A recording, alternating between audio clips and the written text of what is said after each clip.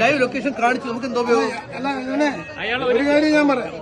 അയാള് നാളത്തരം കഴിഞ്ഞ് ഇന്ത്യ വിട. അയാൾക്ക് ഒരു FIR പോലും ഇല്ല. ഞാൻ അന്വേഷിച്ചിട്ടുള്ള ഒരാളാണ്. ഒരു FIR അയാളുടെ പേരിൽ ഇതുവരെ ആയിട്ടില്ല.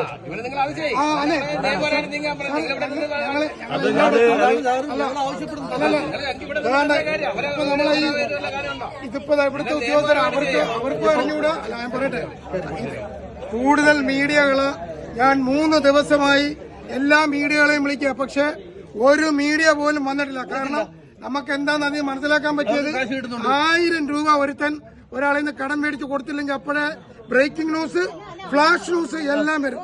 സത്യത്തിൽ ഇവിടെയുള്ള സ്പെഷ്യൽ ബ്രാഞ്ച് ഇത് റിപ്പോർട്ട് ചെയ്തിട്ടില്ല. സ്പെഷ്യൽ ബ്രാഞ്ച് ഉദ്യോഗസ്ഥരെ പോലും കയ്യിലെടുത്തുകൊണ്ട് മൻസൂർ കാസർഗോഡ് മുതൽ കന്യാകുമാരി വരെയുള്ള ആളുകളെ പറ്റിച്ചിരിക്കുകയാണ്. ഇതിന് 1 ലക്ഷം മുതൽ 5 കോടി രൂപ വരെയുള്ള, അതായത് ഞാനൊരു പൊതുവായിട്ട് നിൽക്കുന്ന ഒരാളാണ്. എന്റെ അടുത്ത് 50 പേരുടെ പ്രൊഫൈൽ ഇരിപ്പുണ്ട്.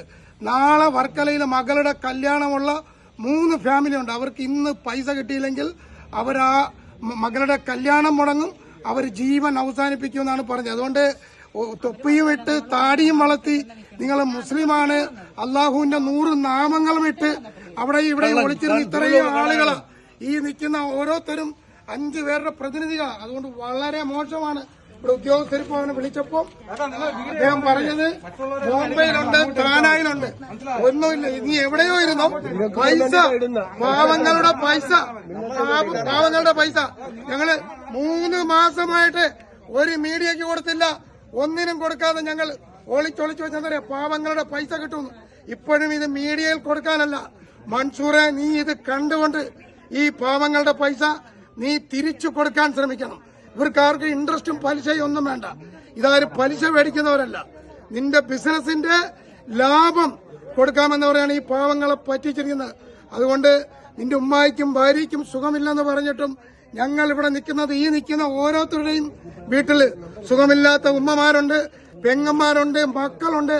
എന്റെ അടുത്ത് 4 ക്യാൻസർ പേഷ്യന്റുമാരുടെ അവർ കൊടുത്ത പൈസ അവരെ മക്കളെയും കൊണ്ട് RCC നിൽക്കുക. ഇതുവരെ അവരുടെ കോളൊന്നും എടുത്തിട്ടില്ല.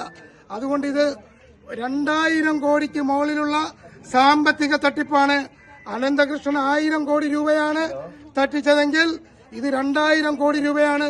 വീണ്ടും ഞാൻ പറയുന്നു, പാവത്തുങ്ങളാരെങ്കിലും 1000 രൂപ കടം വാങ്ങിയാൽ അപ്പൊ തന്നെ FIR ഇടുകയും അപ്പൊ തന്നെ കേസെടുക്കുകയും ചെയ്യുന്ന കേരളത്തിലെ ആഭ്യന്തര വകുപ്പ് ഇത് പ്രത്യേകം ശ്രദ്ധിക്കണമെന്ന് തന്നെ എനിക്ക് പറയാനുള്ളത്. അവർക്ക് ശ്രദ്ധിക്കാൻ കഴിയില്ല, അവർക്കെല്ലാം കൈക്കൂലി കിട്ടുന്നുണ്ടാവും.